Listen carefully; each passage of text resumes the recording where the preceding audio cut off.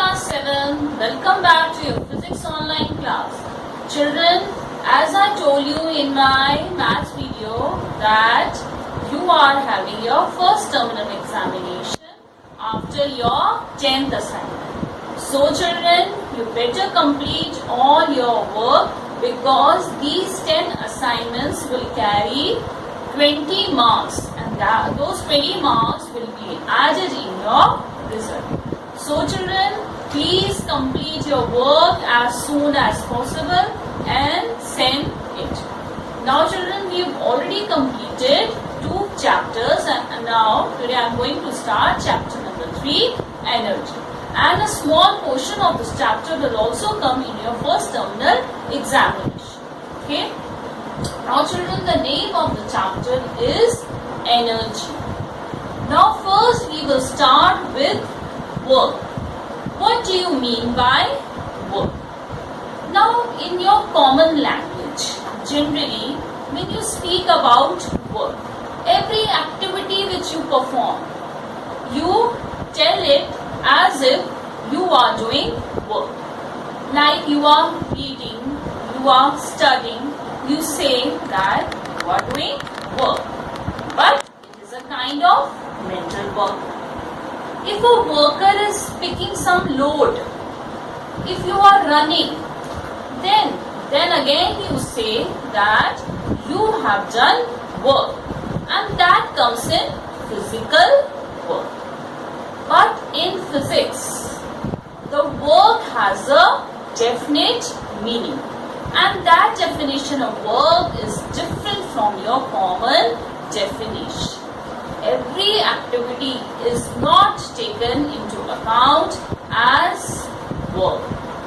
Now, the 2 factors, the most important thing for work to be done are, first factor is the force applied on the body.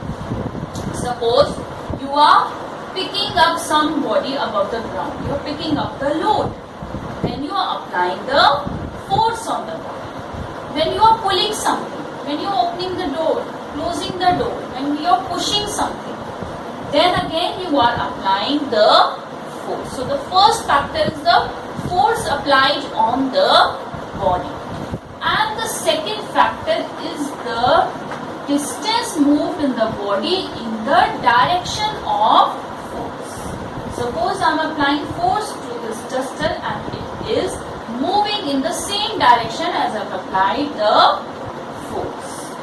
So these 2 factors together make the definition of work.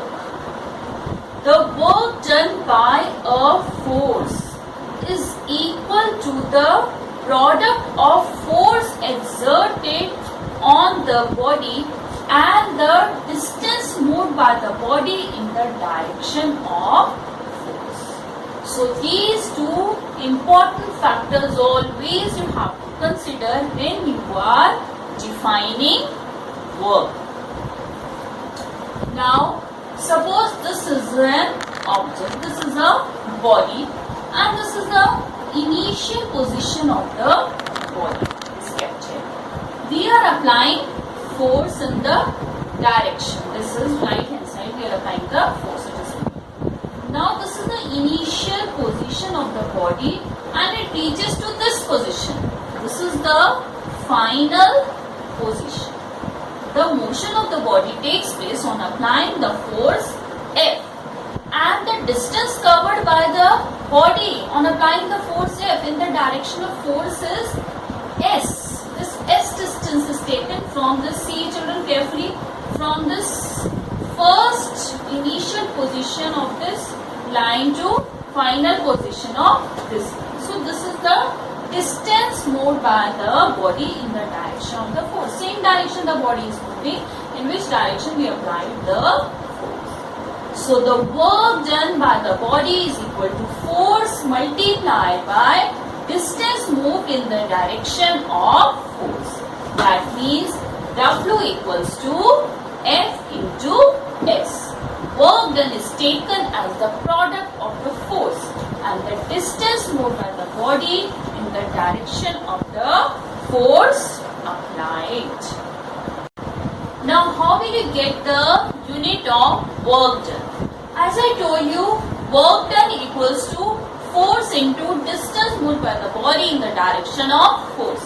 And the SI unit of force is Newton and the SI unit of distance is meter. So the SI unit of work is Newton meter, or you call it Joule, which is denoted by the capital letter J. So the SI unit of work is Joule. This is the SI unit.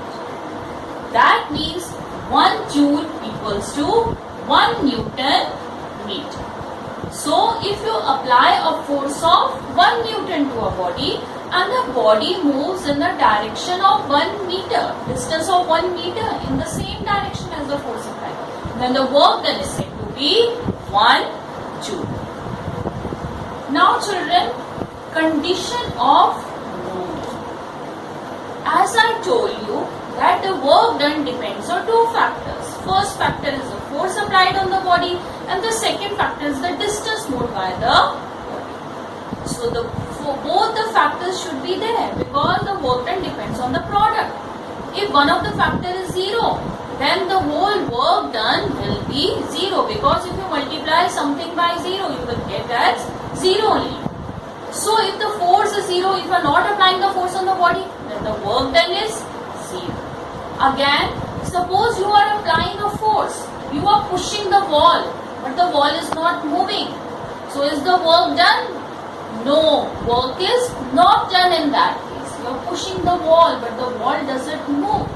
It has no displacement, no distance is moved by the wall. So the work done is also 0. The work done by you is 0. Similarly, a passenger is standing with a load, with a heavy load on his back, but he is standing, he is not moving. So no work is done by the passenger. So for the work to be done, the body should move in the direction of force. Otherwise the work done is 0.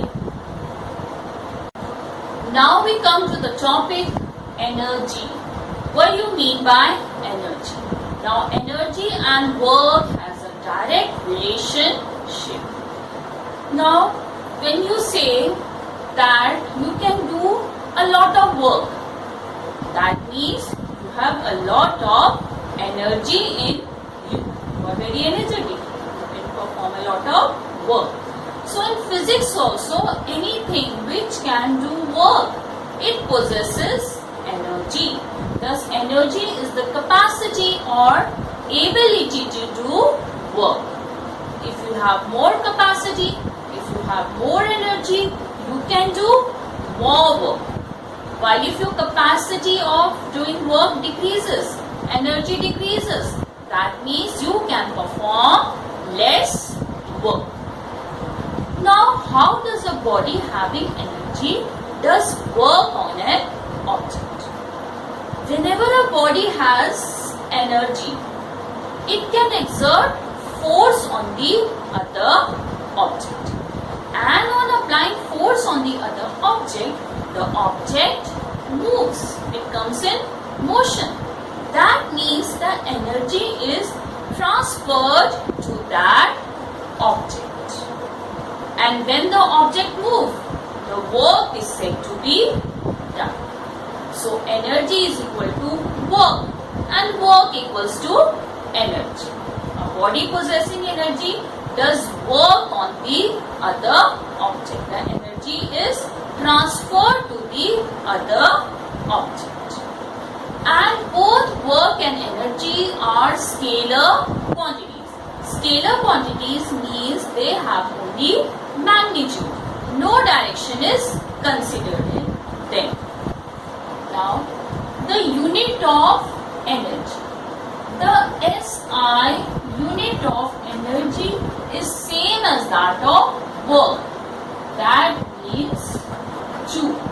Both energy and work has the same SI unit. Thus, the energy required to do 1 Joule of work is called 1 joule energy. Joule is a small unit of energy, so sometimes a bigger unit called kilojoule is also used. And 1 kilojoule equals to 1000 joule. The unit of energy called joule is named after a British physicist, James Prescott Joule. And I told you children the rules while writing the SI units, that if it is named after the name of a scientist, so if you are writing the whole spelling, then all small letters you will use. But if you are representing it by a single letter, then you will use a capital letter. That means then you will use a capital J to write the SI unit of energy or work. Now children, we will do different forms of energy. Children, there is a law of conservation of energy, that energy can neither be created nor be destroyed. It can only be converted from one form to the other. You must have seen many different forms of energy in your day-to-day life. The most common form of energy is electrical energy. Other forms of energy are sound energy, heat energy, chemical energy, mechanical energy. So first we will talk about what is mechanical energy. Whenever a body is in motion, like when you are running, a car is moving, or if the object has changed its position, we pick a stone above the ground, or if we change the shape of any object, we compress a spring. So the energy possessed by a body in such cases is called as mechanical energy. Whenever a body is in motion or at rest, so that energy is called mechanical energy. Now the mechanical energy is of two types. One is the kinetic energy and the other is the potential energy. When you are running, when a bullet is fired from a when a bullet is fired from a gun, when you throw a stone on a glass window, then it can break the glass window. That means it is doing some work. So whenever the body is in motion and it is performing work, then the energy possessed by the body is kinetic energy. But when water is stored in a dam at some height, so that energy, when a body is kept at some position, that energy is called potential energy. So the kinetic energy is energy possessed by the body in motion, and potential energy is energy possessed by the body when it is at rest or its shape or size has been changed. Now we will start with kinetic energy. See children, these are stumps, and while playing the cricket match, the ball comes and it moves down the stump. So which energy is possessed by the moving ball? This is called as kinetic energy, because the ball has done work while it is in motion. So the ball while in motion possesses kinetic energy. Similarly, running water can move the blades of a turbine. Have you seen a windmill? The wind blows and it can move the windmill. So all these objects possess kinetic energy. So the energy possessed by the body when it is in motion is called as kinetic energy. In other words, every object around us which has speed, it has kinetic energy.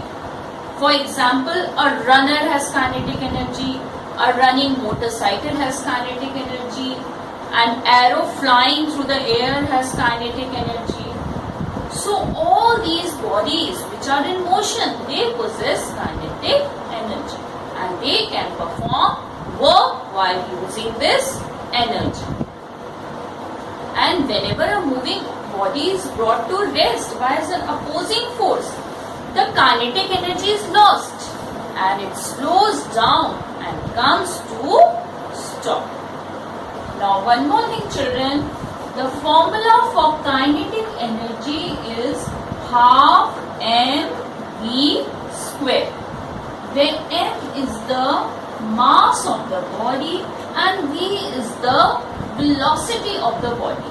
Velocity means speed of the body in a particular direction. That is called velocity. So the kinetic energy depends on two factors: mass of the body and the velocity of the body. So children, we will continue this in our next video.